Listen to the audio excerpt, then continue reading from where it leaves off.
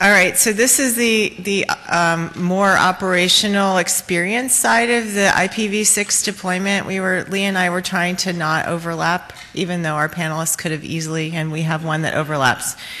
So our first speaker is John Brzozowski. I don't know how to say it. He's the chief IPv6 architect at Comcast. He works closely with Cable Labs on DOCSIS and packet cable specs, which I'm sure is just tons of fun.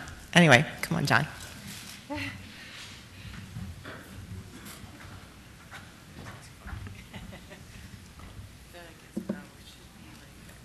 Okay. Good morning, folks. So what I'd like to do today is tell you a little bit about some of our real experiences with various IPv6 related technologies as part of our trials. As I'm sure many of you are aware and hopefully recall, we announced earlier this year that we were going to conduct a number of IPv6 related trials. Many of them are actively underway. We still have a couple to kind of get underway, but nonetheless we're very close on kind of having all these different activities in flight. And I think that's important to note, and it's also we feel it's very important to come back and share some of those experiences here with you. So real quick, some background information here. We started the program at Comcast over 5 years ago. We've taken a very incremental approach to enabling V6. Today, the entire backbone is capable of V6. Our back office systems have been fully upgraded to support V6, and our access network is largely capable of supporting native IPv6. And really, the piece that remains for us is to kind of systematically go through and enable it, perform any software upgrades. But from a hardware point of view, we believe we have what we need there to kind of take V6 to the next level here. The initial focus of the program, which I believe was actually very important to how it panned out for us, is that we actually focused initially on device management, right? Enabling the network and the infrastructure so that we could manage devices using V6. We found that after all that work, it was really, at least in our case, there's an incremental opportunity for us to extend that and now start to take V6 to, you guys. So that's kind of where we are now with these trials, and I'll tell you more about them. Before I do that, a little bit of background, some more background here. So in case anybody wasn't aware, when I came back here, when we were in San Francisco or Austin, we talked about some of the things that we had set up from a portal point of view. We added some new sites here, and basically the top two are our portal for our V6 activities, and the bottom ones are essentially proxied or translated versions of the content that resides on the original versions or the origin versions of those sites. One very important point to note: we recently closed the registrations for the trials, but prior to doing so, we had over 7,000 people sign up to participate, which we were very happy about. We thought that was a very important data point and hugely relevant to our work. So again, background, a little bit more more background here, but again, the goal for us was to make sure that our underlying infrastructure was able to support was parity between V4 and V6. For us, really the preference is for the IPv6 to be native versus other types of techniques. I think we all understand, or very soon will understand more about what some of the pros and cons of the different approaches are. But from our point of view, our preference is to leverage native connectivity to offer services to folks. And again, one of the main goals of what we're after is to enable it. Again, verify that everything is working as designed, and identify gaps to make sure that there are no surprises, right? And we think that really it's important for everybody who is deploying V6 to do this sooner rather than later. These findings they're like diamonds in the rough. They're things that you really need to find out now and not a year from now.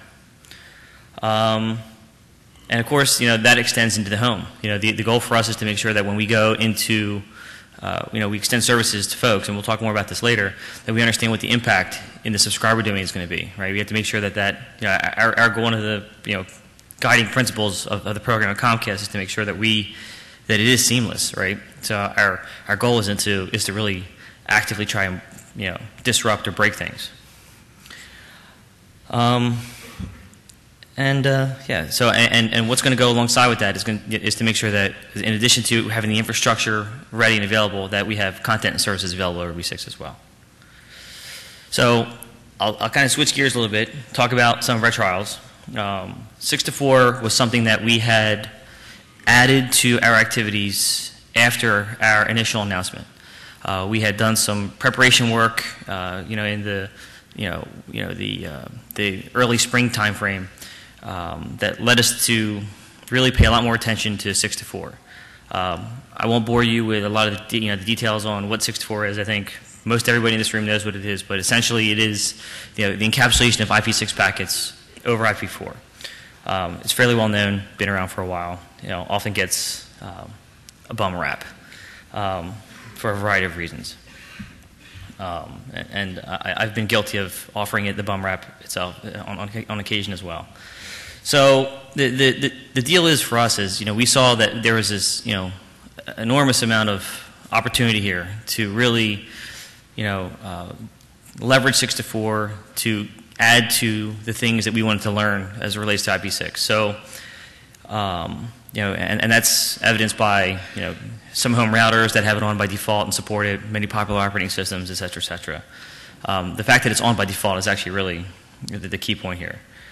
And the real deal, I think, for everybody in the room here is, and I think Martin would probably agree with me here, is it's out there whether you want to acknowledge it or not. It's happening, right?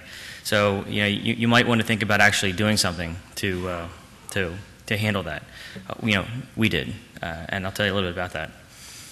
So we basically deployed a handful of Linux-based 6-to-4 relays. Currently there are 4 running. There'll be a 5th running here, hopefully in the Atlanta area before the end of the year. One of the things that we had learned about the use of the Linux platform is the very first time we went to go turn it up, it was about a 15-minute maintenance window because the kernel panic basically brought everything to a screeching halt for that night. So once we got everything squared away, and this was again a Linux-based platform, the actual turn up of these relays was actually very straightforward. There's definitely some tweaks that we had to make for different client side or home gateway side 6-to-4 implementations. But after the day is done, it was very fairly straightforward. And honestly, the reduction in latency was substantial, right? It was easily 50%. So the message, from my point of view, is if you're not thinking about deploying 6-to-4 relays and you have lots of people on your network that have equipment that supports it, you might want to revisit that. And again, it is enabled by default in a lot of places. And one of the things that we did observe, and this is fairly obvious, but as part of enabling the 6-to-4, deploying the 6-to-4 relays, because they are now on our network, we actually were able to achieve some of our, further achieve some of our objectives in that now we had native traffic, more native traffic, a substantial increase in native traffic across our network, which was very important to us. And I think these are things that would be valuable for everybody to learn about. So 6RD. A little bit about 6RD. It's very much, a lot of folks may or may not know that it's similar to 6-to-4, but it offers a number of improvements. One of the challenges that we have with 6-to-4 is the use of the Anycast addresses and the fact that there are like piles of open relays out there that some are managed better than others, but after the day is done, it's part of the reason why it's often frowned upon. But with 6RD, we have we have a bit more control. I provide some information here about where you can find information about the draft, and you probably heard about it earlier this morning. Again, we're encapsulating V6 packets over V4. But the key benefit to 6RD, and maybe it doesn't apply as much to me, but it may apply to other folks here, is really, it was fairly straightforward to deploy for us. It's very similar to the 64 relays. And for folks who have challenges in the access network for IPv6 native, it's really something that you ought to take a look at a bare minimum test, and really consider for your V6 deployment program. It is it yielded some of the same benefits that we had, with 6-4, and it helped us to increase the native IP6 traffic across the backbone.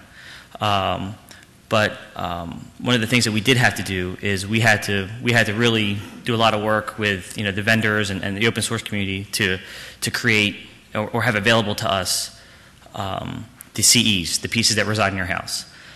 There's a couple things that we had to do to get them out there. We had to do some manual configuration and that sort of thing, because in our infrastructure and in the device themselves, there were some DHCP bits that were not kind of aligning. But in fairness, I think those things are going to very soon work themselves out. Okay. So I'll kind of quickly jump to the one point about 6RD. The deal here is one of the things that you should note is if you're going to consider it, and the placement and the quantity of your border relays is very important, right? So impacts to geolocation and performance and latency are all things that you need to be aware of.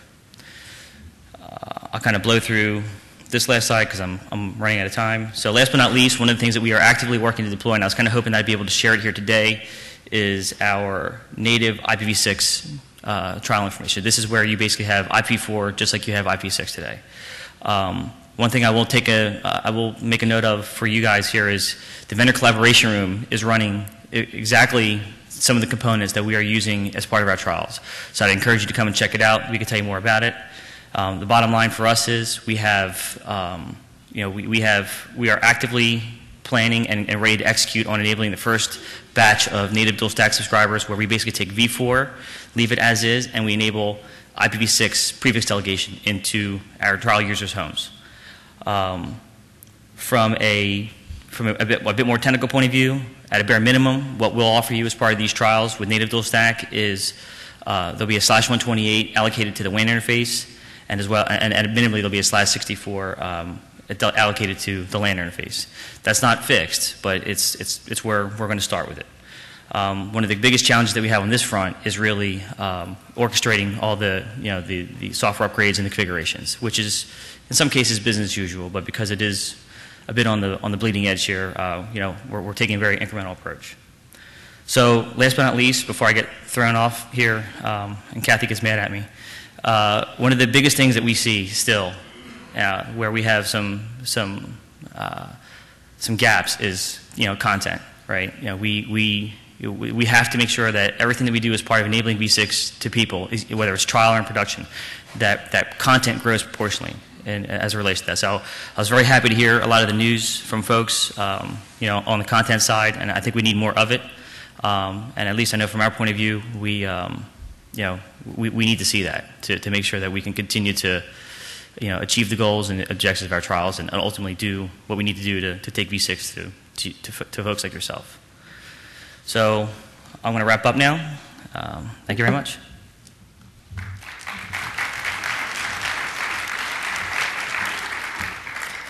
So next we have Michael Sinatra, who's been a network engineer at UC Berkeley for 13 years, including 11 years on the Central Campus Network, and he has some really interesting experiences, and apparently his current fake title of the month is IPv6 Compliance Officer. That just basically means I nag people to make sure that their applications and systems are V6 compliant. So I'm going to talk about just some experiences that research and education institutions, I'm going to call them EDUs for sure. I realize that's a little bit kind of glossing over, but I'm going to call them EDUs, are having with deploying IPv6, or more appropriately adopting IPv6. I'm going to give an example of the UC Berkeley wireless network. So I did a little matrix here of IPv6 deployment preparedness at this point along two axes of service enablement and client enablement. And one thing that I want to also point out is a lot of the regional networks, regional R&E networks, are sort of down in this area, regional and national R&E networks. they're pretty good, well off in terms of IPv6. They can provide IPv6 to their clients, and most of them have enabled IPv6 on their services. So that includes things like Magpie Max, CalRen, CanRen, MoreNet, OrNet, and the other ones like Internet 2, NLR, and ESNet.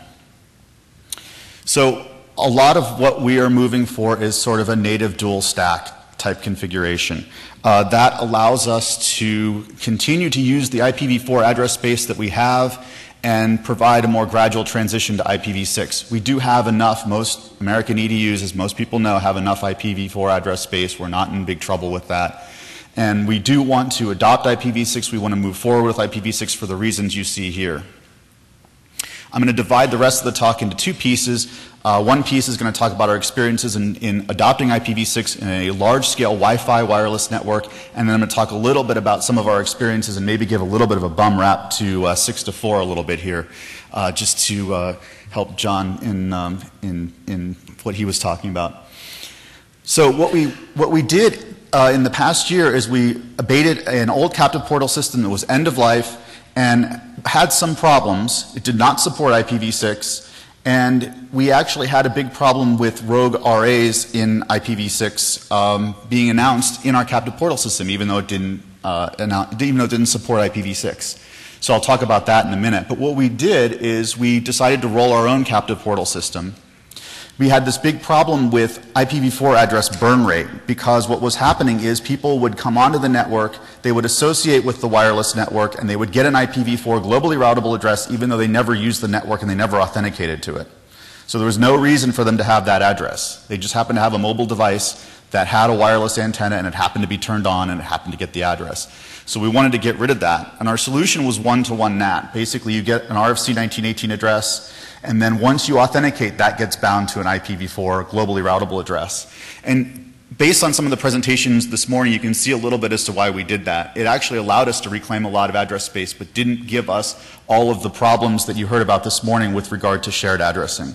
And that actually has been very helpful for us. It does still give us the option of going to a many-to-one NAT, in case we want to conserve even more address space. It also, once you authenticate, it turns on IPv6 as a bridge. So basically the captive portal bridges v6 connectivity to you. You get end-to-end native v6 if you have dual stack capability. We did have this problem with rogue RAs. I call it rogue RAs, it's probably not a good way to call it, but basically it is systems that have connection sharing turned on, in some cases unbeknownst to the actual user of that system, and all it needs is a globally routable IPv4 address, or in some cases even a private IPv4 address. It will create its own 6 to 4 address. Whether it has connectivity to the 6 to 4 network or a 6 to 4 relay router, it will still announce a route saying, I have your IPv6 default here, send all your IPv6 traffic through me. And what you end up with is a case where your IPv6 traffic is effectively blocked and you have to time out and then fall over to IPv4.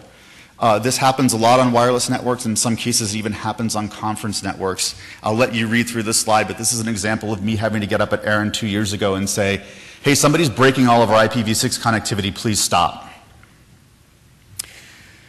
So what we ended up doing with our IPv6 connectivity is not only turning it on natively, which helps to sort of force out some of that bad rogue 6 to 4, the stuff that gets the bum rap, or that causes 6 to 4 in general to get the bum rap. But we also took the router announcement priority field, which has an incredibly granular option of low, medium, and high, and we turned our routers so they would announce RAs with the priority of high. And that would trump all of the other ones that are in the default realm, which is medium. I don't know why anyone would ever use low, because if medium's the default, there's really no reason to use low unless you really don't want people routing through your device. So that actually worked. We actually got the rogue RAs, some of them still advertise routes, some of them still advertise addresses, but we got sort of rid of them from actually causing a problem, because everyone uses our default route, which is the correct one. It's the end-to-end native IPv6 route. I'm going to mention a little bit about this later, but once you have a 6 to 4 thing happening on your network, in the best case scenario, you're sending your traffic off to a 6 to 4 relay router. usually being routed through someone's laptop, which is doing connection sharing, and that's out there somewhere, and you may not know where that is. A lot of universities now are setting up their own 6-to-4 relay routers that allows them to do a little bit more control over the traffic. They know where it's going, and they can also selectively block IPv6 traffic, making sure they send back ICMPv6 responses so that the traffic will stop and fail over immediately to IPv4, since most operating systems will do that. They won't time out. If they see an ICMPv6 unreachable, they'll immediately fail over to IPv4. So that's one way to kind of stop that, or another way I should say, to kind of stop that 6-to-4 stuff from happening if you don't want it to happen. There's some EDUs out there that block IP protocol 41, which is the IPv4 tunnel side of 6-to-4 and other types of tunnels.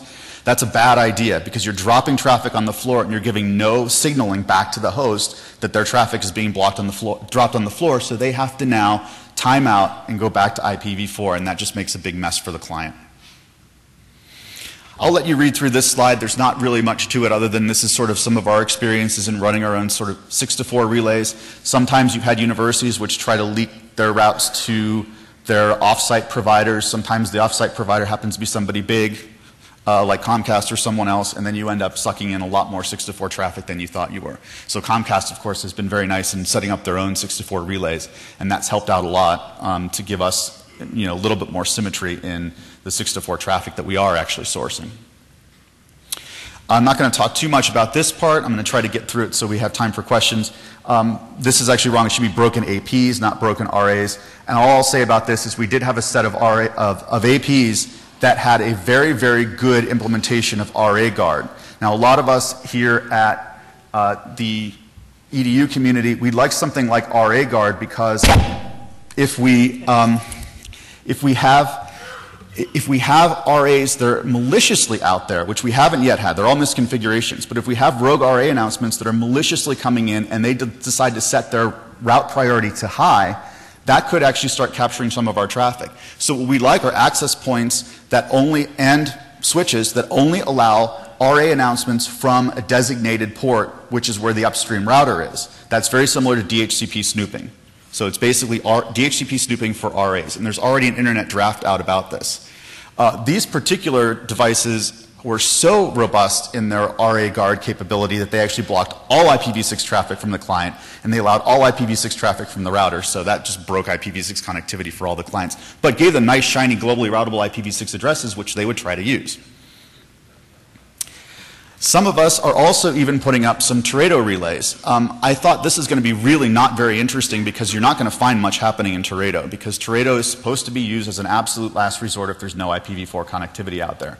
Well, it turns out during breaks, during this meeting, I said, oh, I'm just going to set up a Teredo relay on Berkeley's campus and start sucking in the Teredo routes and see what happens.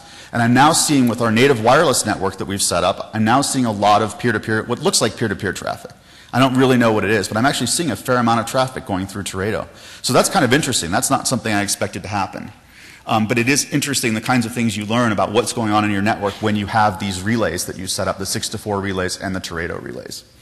So that's basically it. In conclusion, dual stack is not dead. A lot of us here in the EDU community are still trying to do dual stack, sometimes with some sort of IPv4 NAT augmentation like we did with our wireless network. In some cases we're just doing straight native dual stack, which is what a lot of us are doing in our residential networks at this point.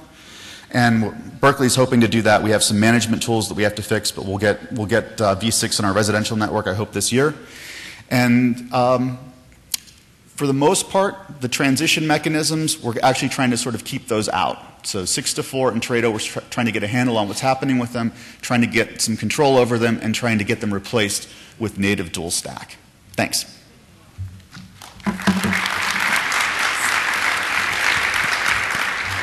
And next up, we have Tom Coffeen. I've never said it before. He's a self-defined router lackey, and he's been working at Limelight Network since 2006 as a network engineer. Well, thanks, Cathy. Hello. Thanks. I realized I did not put a background slide in here, so for those that aren't familiar with what Limelight has endeavored to do over the last couple of years in the IPv6 space, I'll briefly run over our efforts there. Our initiative started in the core of our network, and I guess I should back up and point out, for those that aren't aware, Limelight is somewhat unique as a CDN as it has its own core network modeled very much after a traditional service provider IP backbone, where you'd expect to see and do see the traditional elements, architectural elements that are present in that setup. So we started out our initiative with what we consider to be perhaps the easiest portion of the IPv6 adoption process, which is getting IPv6 in the core. That started in around the middle of 2008, and by the end of 2008 we had V6 in the core and we're routing IPv6 traffic. Over the next few months, in the beginning of 2009, we started bringing up V6 transit sessions to those transit providers that offered V6 routes, as well as a relatively significant amount of V6 peering, considering what was available for the time. All of this work in the core was then followed up by enough edge work to culminate in a proof of concept demo with Netflix, where we were able to deliver Netflix Watch It Now traffic over V6, and this is a service that's still up and running today. So getting to that point, we had what are probably traditional concerns in the IPv6 adoption process for anybody in the room, which is primarily maintaining stability in the existing production network. And we endeavored to do that by trying to carefully select what routing protocols we were going to use, and carefully making sure that our existing edge architecture was primed to support whatever mechanisms we had to put in place to deliver V6 traffic. We were mostly successful in that. We ran into some bumps, and I've got here on the first slide a basic breakdown of some of the architectural and organizational challenges that we face. So I'll talk about the architectural ones first. One of the bumps that we ran into was in the process of selecting a routing protocol. At the time, our vendor only offered a single topology mode of ISIS.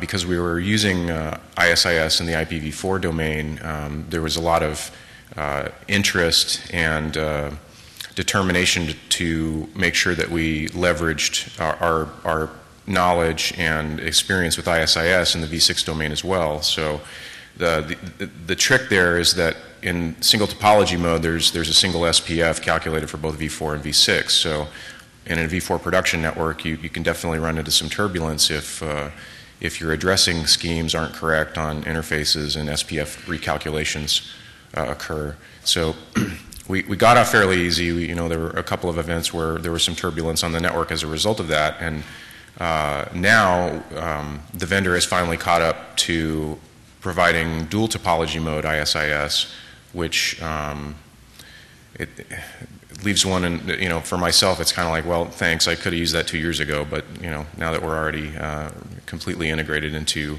single topology ISIS, it makes a difficult proposition to think about transitioning into dual topology and go through a lot of the same challenges and struggles that we went through in the first place with selecting the IGP. So, and that falls into the general category of dealing with vendor readiness.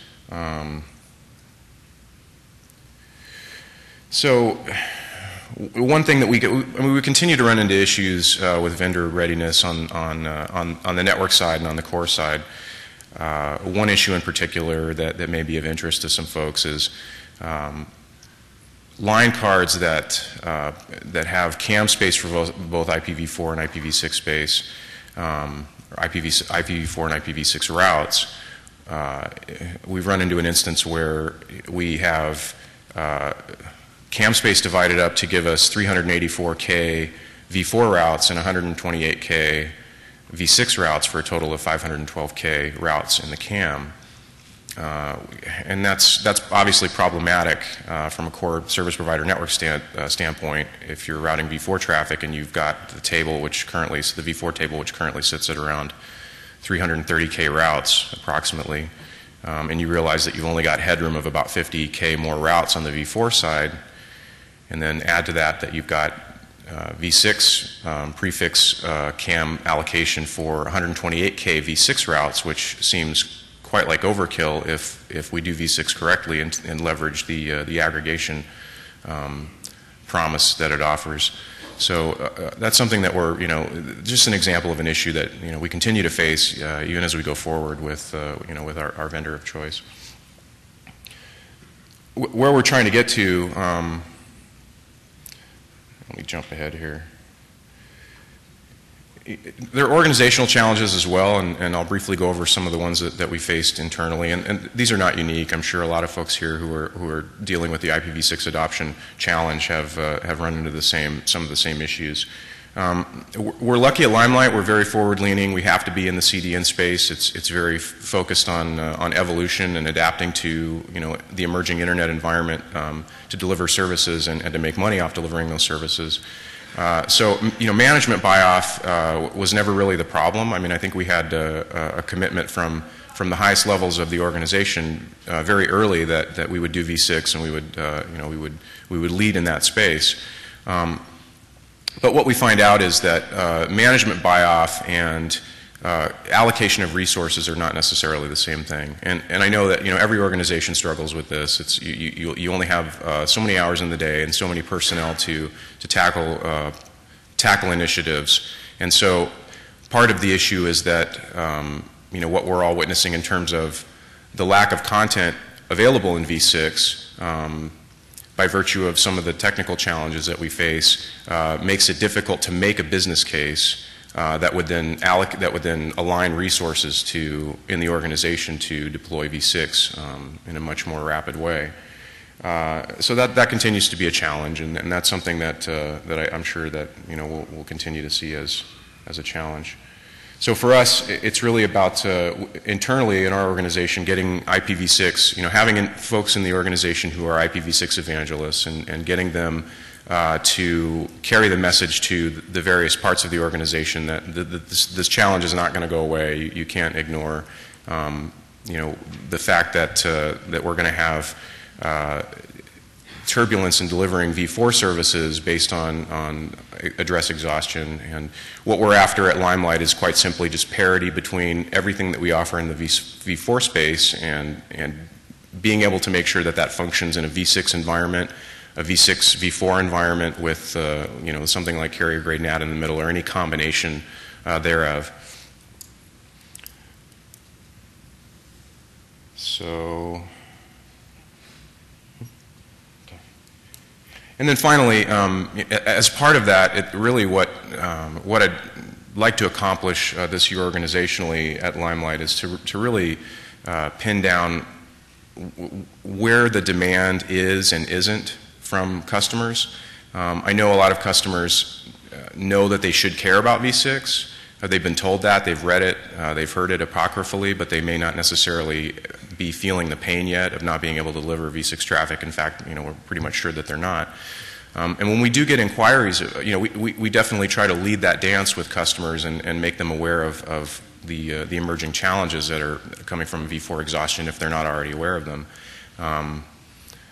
What we'd like to find out is what drives their interest and or lack of interest in V6 adoption, and try to build a useful database for extracting where to best focus the energies in the organization to make V6 happen in the best and fastest way possible for our critical customers and for the services that they want to deliver.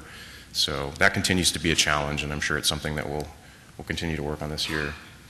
And that's about all I have. So thank you very much.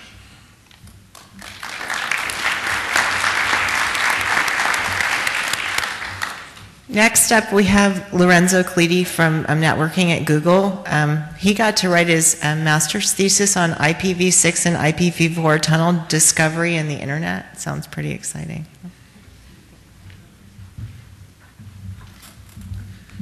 Yeah, so I'm going to talk a little bit about what we've done and what we've found to work and what doesn't. For those who don't know, we've been doing IPv6 for a while. We started in mid-2007, really. We started with some network engineering and software engineering.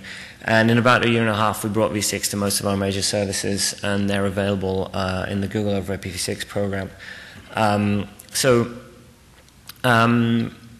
it didn't take that much work to actually do this. It was with a small team. The strategy was to take a gradual approach. The idea is that if you do it in a hurry, it's going to cost you a lot of money. You might actually have to end up forklifting hardware, and we just didn't want to do that. So we took a very, very slow and measured approach. We had a handful of people, or even less, just slowly chipping away. We got v6 into the requirements when we changed our hardware. And when vendors approached us saying, oh, we have this great new product that does v6, we said, okay, not interested. But to vendors that said, we don't support IPv6, we said, okay, well, we're not going to buy from you unless you do. Right? So we worked from the outside in. When we started, there was basically nothing else out there of any size. So what we did was we started with user-facing services, and we made them available, starting with IPv6.google.com. Starting just at the load balancer and then progressively going up the software stacks until we reached the applications. And that was essential to actually get some user traffic and make the software developers understand that this thing was real and that this traffic was coming in. And it gave us a source of traffic that we could use to actually run our services on. So we used a shim layer to protect our applications. We basically take the v6 address, strip off the user modifiable bits, and hash it into multicast space, which is something that really enabled us to advance without having all of our code, all of our applications, all our systems understand v6. This has a few undesirable properties. Notably, it breaks geolocation. But it really is one of the key things that allowed us to make progress. Sometimes it's not perfect. At one point, Gmail was telling you your last login is from this multicast v4 address. So in the network design, what we found to work is to make it as similar to v4 as possible. That way you don't have to retrain your NOC, you don't have to do anything, and dual stack everything you can, because if you dual stack it, it's going to scale by itself, it's operationally supported. So for example, if you're using, it's probably best if you use one protocol, one IGP, that's what we chose to do. You're using ISIS, and you're using, single topology ISIS for everything. We use v4 to carry v4 and v6 to carry v6. We don't want fate sharing between protocols. We want things to blow up independently if they blow up. And we found this to be very useful. And implementations, yes. So they mostly kind of work. They mostly kind of say what they do, but they have bugs because nobody's ever really kicked the tires. And so don't expect stuff to work just because it's supported, because it's likely that nobody else has used it before you. So, put it in the lab, test it, and when you find the bug, don't stop testing. Don't wait for the vendor code maintenance release to fix it. Find the next bug, because I guarantee you that it's there. And so repeat, rinse and repeat. There are many more bugs to find, and you don't have time to fix them one by one. And what we found to be useful is that if you can produce a workaround that's actually acceptable for production, then put it into production, because the bugs that are really hard to find, you can only find them at production. So for example, these are choice examples of bugs. If a firewall filter term has a 1-bit match in bits 32 to 64 and then a 2-bit match in bits 64 to 96 on this particular platform in this code release, then it's not going to work. Now, I challenge you to find that in your lab. The fib and the rib get out of sync in particular race conditions, in particular combinations of root updates. This may be a little bit easier, but it's hard to find. Duplicate address detection is kind of a medium-sized headache. On our vendor, you basically have to deactivate the interface configuration and put it back when you trigger DAD, and that's a problem, right? So we ended up disabling it. So again, are you going to find this in the lab? Maybe, but maybe not. So what's not working? So our infrastructure is basically pretty stable at this point. We're able to offer most of the services. Now it's including YouTube. Now it's an incremental business of bringing it to the services that don't yet have it, and sort of it's a slow progress now. But what's broken is the rest of the internet. In particular, we see a lot of brokenness in homes. What happens is that typically operating systems will try IPv6 first, and then they'll fall back to v4. But in some cases, the fallback to v4 will be slow. Typically, if the host tries v6 and it doesn't have a default root, doesn't have a v6 address, it'll just fail instantly, and that's fine. It'll just fall back, try the next address, go on with life. That's fast. It's not a problem. If there's a network error, for example, the router advertises v6 reachability but doesn't actually forward the packets or replies with unreachables, what happens is that the host just sits there trying to connect to the v6 address, sits there for 4 seconds or 20 seconds on the Windows, just sits there saying, oh, I'm trying to connect, I'm trying to connect, I'm trying to connect. And then the throbber is just spinning and nothing's happening. And so there are various failure scenarios. I mean, that on Linux it's 3 minutes if you don't send unreachables. It's particularly bad. MTU holds are very bad. And a lot of this is due to home gateway behavior. I mean, certain models of home gateways have been known to turn on 6-4 with a private IPv4 address on the WAN side. Nobody explained to them that this is impossible. It's never going to work. But it's turned on by default. You can't disable it. So, you know, and even if you have both native and 6-4 in your home, your host might end up using 6-4 because it's just going to pick the first reader advertisement that it chooses. And this will break things. So another thing, hosts may choose to prefer 6-4 over IPv4. Well, guess what? v4 is more reliable because 6-4 is at best as reliable as v4. And so this was a known issue in RFC 3484. Most application developers have worked around it. Windows worked around it. Opera worked around it, had this problem. The Mac is now working around it. We expect those fixes to roll very soon. And then there's broken firewalls. There's all sorts of things. And basically, again, nobody's ever really kicked the tires. There's a very, very low level of background noise. This is my favorite. Don't look at the MAC addresses. I didn't scrub them out. But it's a home gateway advertising v6 reachability and telling the hosts on the local net that they have a prefix of 0000/64. That's brilliant in itself. It's not a unicast address. If I were the OS implementation, I wouldn't accept such a prefix. But the OS accepts the prefix of 0000 and it tries to connect. And the router sends back, no, you don't have a route, unreachable. And the OS just keeps trying. And after 4 seconds, it gives up for the first address. And there's 5 more addresses to try, so it just waits for 24 seconds. And this is completely broken in all parts of it. But we saw this in real life, and a user had this issue. So we have some numbers of this. We use a variant of the JavaScript experiment that the various other people are using. We have a decently sized data set, but there's a lot of noise in the data, and we're not exactly sure. There's a lot of different effects in there that may contribute. If you filter out the data and you only look at stuff that's very clean, that we know exactly what's going on, these are the numbers. So for the internet, it's gone down from 0.09% to 0.082, something like that. And so the other numbers are similar. We have a blind spot for whitelisted ISPs, people that are going to the Google over IPv6 program.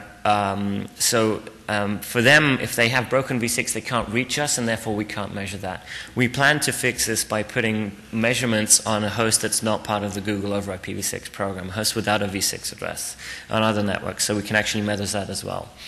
And the good news is if you take away Mac, if you sort of exclude it from the results, you get into 4 nines territory, which isn't too bad. It's still the kind of level of reliability that the people that need to make this call are kind of uncomfortable with. But it's better than 3 nines or 3.5 that you'd have, if you consider the Mac. And as the fixes roll, we'll see how fast they roll out. We'll see what the numbers are looking like over time. But again, there is persistent low-level brokenness. The only way to fix this really is in the OS stack, because the home gateways never get upgraded. There aren't firmware upgrades available for them. Nobody upgrades their home router. They don't know what the problem is. And even, when they see this problem, what happens is, oh, Google is down. That's funny. It's down all the time for me now. I wonder what that is. But, Facebook, Yahoo, Bing, they all work, so probably it's a Google problem, They did something wrong. But I can't call Google because I don't know who to call. And so one of the things that we're thinking about with other content providers is to declare a Quad A day in which, major content providers would get together and agree to provide Quad A's to the whole internet for 1 day. Turn it on, leave it on, and turn it off. And the goal of that would be to get the user who has such a setup which is malfunctioning all around, which is broken, to call their ISP. And their ISP would know who they are and would say, okay, you have this problem, turn off v6. And, that's fine. They turn off v6, the 0.05% of users with this problem disable v6, fix the problem, and the rest of the internet, the other 99.9%, which doesn't have this problem, can turn on v6 or leave it off, it doesn't matter, but it doesn't block other people who want to use v6 from using it. So that's what doesn't work. Hopefully we'll, the Mac fixes and the Quad A will help, but if you have other ideas on how to find these people, and once you've found them, how to report them to their ISP, because our privacy policy doesn't allow it, don't know about yours. If you have any ideas, let us know. Thanks.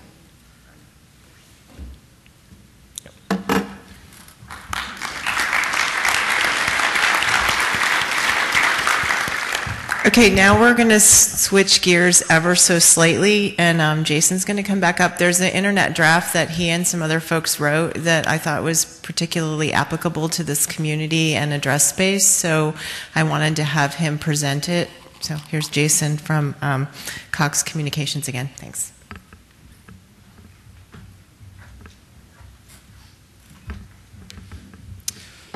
All right, just so I don't come off as the NAC guy of Cox, I did want to quickly go over the fact that since this is a panel for v6 adoption and transition, just to point out the fact that we are actually doing transition as well, and like 80% of my job is actually working with the engineering and operations teams to actually push native v6 out to the home user. So, and just to give you a quick overview there is 2009 we started rolling out on the backbone. That's been completed. We're now turning up every peering session we can this year. Now pushing out into the systems. Hope to have every system online by the end of the year. And then start cable modem trials. Obviously we're a few years behind John, so we've been playing catch up ever since. And I'm sure he'll hear some nice IM blow-ups in the next few months as we stumble across some of the challenges that he's already run through. All right, so what we're doing here is, so one of the transition technologies I already talked about today was LSN, service provider NAT 4.4. There's also 6RD. Both of these, including other transition technologies, clearly benefit from a shared address space. So what we're doing in the ITF is asking for a single block of address space to be used for that purpose. So I'll do a quick history lesson, problem statement and solution, try to save some time for questions. I'm sure there'll be a lot of questions for this whole session here. All right, so real quick, history lesson, NCP to IPv4 happened in 81. Basically the goal here was a flash cut, which resulted in, the internet, the network being broken for a few months. Fast forward now we're transitioning from v4 to v6. Obviously, we can't turn off the network for a few months. That's not really practical. So, hence all the transition mechanisms we've been talking about all morning. All right, so the overview of the problem statement. Obviously, IPv4 exhaustion is imminent. It's arguable whether it's going to happen in Q1, Q2, Q3. This is the average of those. The deployment is obviously IPv6 only deployment is not really an option at this point. v6 dual stack, at least in my viewpoint, is the only option to go. And primarily the things I talked about this morning, CE devices aren't v6 enabled today, and it's going to take us a few years to get there. So the overall takeaway there is providers must do something. Obviously we've already talked about today, 6RD, DS Lite, large-scale NAT. Those are the things that we're going to be rolling out, at least to get us through the interim point while we're doing v6 native as well. And then the other problem that some of the large providers are having is we're running out of RC 1918 space, or we have run out, which makes these transition technologies even more of a challenge to deploy. So Marla Azinger and Leo Vagoda did a good draft, I believe a few IETFs ago. It's going through last call. They said, hey, what is it if we need shared address space for multiple transition technologies and to get us through this coexistence period, what are the options available? Some of them are the 240/4 space, the reserve space. Some of the challenges there that we've already run into are some of the home gateways And so what we're talking about here is shared address space to be used in the provider network, not out large on the internet. So it is going to look like private address space internally to the service provider or large enterprise network. Some of the other options were to redefine user private space that hasn't been allocated already. So that's kind of what this draft is seeking to do. Another option is for operators to come together and say, hey, I got a piece of this space that I'll dedicate to this cause, and this operator has another piece, and we'll all get together and come up with a couple of hundred, maybe 1,000 blocks that we can all use internally to our networks and not route out. Obviously, that has some operational considerations and is not the best case, at least in our viewpoint.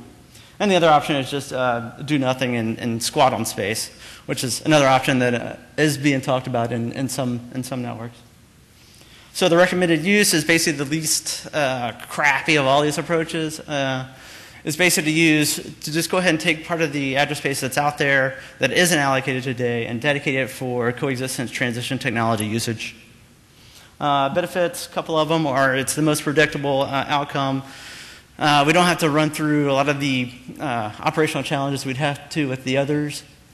In our viewpoint, it does offer the best customer experience because it's the least amount of development. Obviously, there's still development needed, but it's the one that we think we can get through most efficiently. And it does allow operators to focus on IPv6 deployment above all else because obviously we don't want to be sitting here running v4 10 years from now, even though I'm sure it'll be little pieces of it out there somewhere. But obviously, v6 is the way to go for native internet usage. All right, so what is this? Real quick, the definition is pulled from the draft. It's basically reserved address space that could be used internally to large service providers or large enterprises for the purpose of facilitating v6 transition or coexistence. The recommended usage is it should only be used between the CGN or LSN or SPNAT, whatever you want to call it, and then the CPE router in that address space. And it should not be used at home networks because obviously the whole point of using shared address space is that you're not overlapping with internal private space within the home networks. Some of the benefits, flexibility. So it's useful for both not overlapping internally. It's also useful for people that are running out of RFC 1918 space as well. Allows transition and my overall view is it allows you to actually deploy native v4 and v6 until v6 catches up. So, at least this is Jason talking, not Cox. But if you have native v6 v4 using Darwin's theory and the fact that operating systems are skewed to actually select v6 over v4, at some point when all content catches up and you'll see traffic rising to the point of critical threshold. You're going to see that whole migration take place, and then you can slowly phase out v4 from your network. And then the other thing is security. So having one block to ACL from the edge is definitely beneficial. And then this is some supporters we've had for the draft. It's had some interesting comments with it, and actually this is the 02 version, so it's already on the third version. So we've incorporated a lot of the comments we've already heard. Good feedback from operator community as well as vendors. It's interesting, most of the vendors are against us, but it seems that most operators are for us, so I'm not sure how you read into that, but it's kind of interesting. And then obviously time is of the essence. If we're talking about Q2 is when IANA is gone, obviously it doesn't make sense to talk about this in 2013. That'll do it. And these are the links to some of the drafts. And this is actually the third version of this draft. There's also, NTT has a draft, a Shirasaki draft, that has the address space just for NAT44. This tries to be more flexible and say it could be used for any of the transition technologies as well as any of your coexistence technologies. And that's it.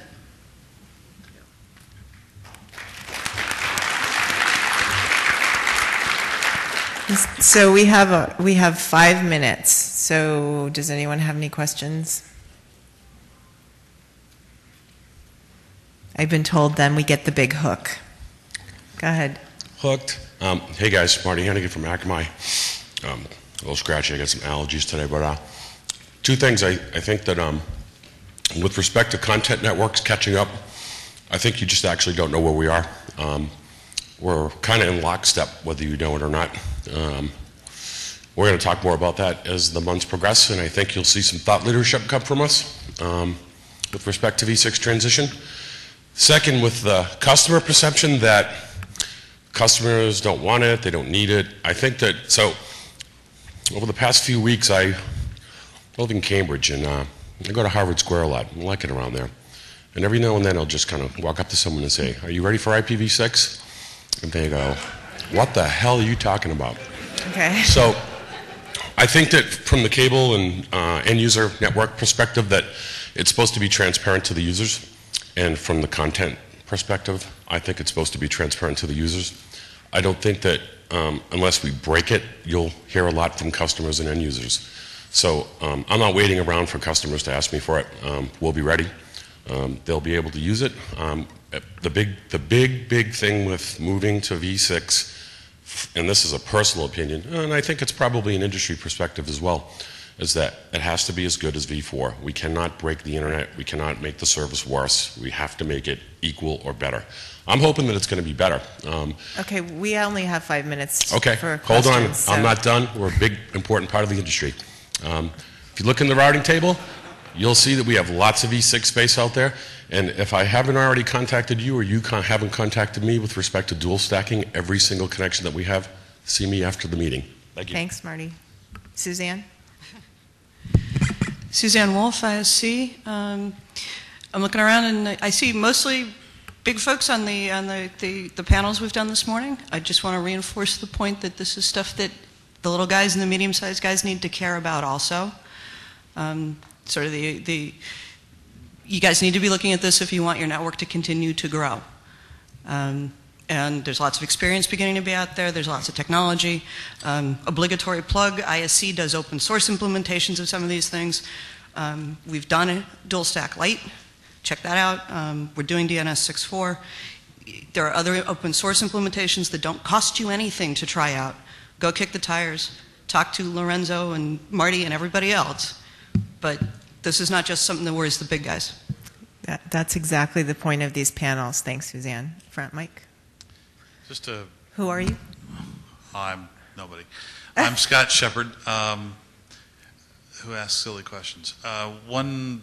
In the earlier talks today, someone mentioned something about law enforcement, FBI, all that sort of thing, trying to do warrants, intercepts, that sort of thing.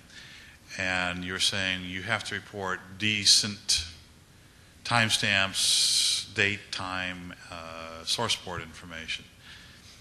Has anyone here actually worked with law enforcement to deal with some of the problems associated with carrier grade NAT and all this other stuff and saying, FBI, you got to give me this information? Is there any practical experience working with these folks? Yes. Standards bodies, any of that sort of thing? Do any of you guys want to answer? So this is John Brzozowski. The only thing that I could offer you is from a V6 point of view, we recently received a request, our first two this year, for legal response for V6 addresses. I think you're asking something a little bit different about perhaps, you know. This is in the right track as well. Yeah, I mean, I thought that was great, a great sign of things. I mean, the fact that we were asked those sort of questions and we had internal people who had to go respond to this sort of things, and that was huge. I was surprised, but pleasantly surprised. So that was cool. Anybody else, really quick? Well, there's also a Aaron does have a government working group, and we are starting to work more closely in that group to try to point out some of these issues as well. On West George from Sprint and I were at the most recent one. And Bobby Flame, I'm not sure if he's here, but he's kind of driving that out as well. So. Thank you. I'll follow up with you later. Thanks a lot, you guys. That was great.